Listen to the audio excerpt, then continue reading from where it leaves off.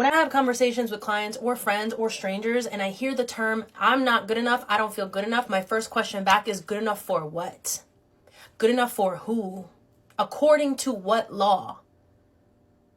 Because that's just brainwashing programming in your brain that came from somewhere that you've adopted and made it your own, and now you don't feel good enough for yourself according to your own rules that you made up based on somebody else's rules, and they brainwashed you.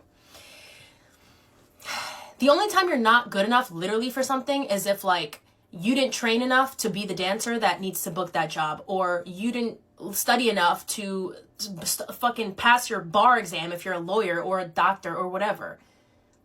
Then you're literally, and it's not even that you aren't good enough, it's that the knowledge that you have and the level you have isn't where it needs to be, and that's the truth. So I really want you to eliminate the term not good enough, because that doesn't fucking exist.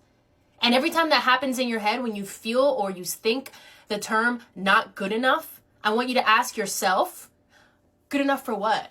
Good enough for who? Good enough according to what? Those are your three questions. For what, for who, and according to what law? According to what law is the most important one, because then you're going to find out the law that you made up in your head and be like, wait, that's not true. Where's that coming from? That doesn't even make any sense. And then you're going to find out where it came from, and then you're like, oh my God. Fucking no. So eliminate the term not good enough, okay? The only time that we are going to acknowledge the I'm not at the level I need to be at is when it comes to something literal.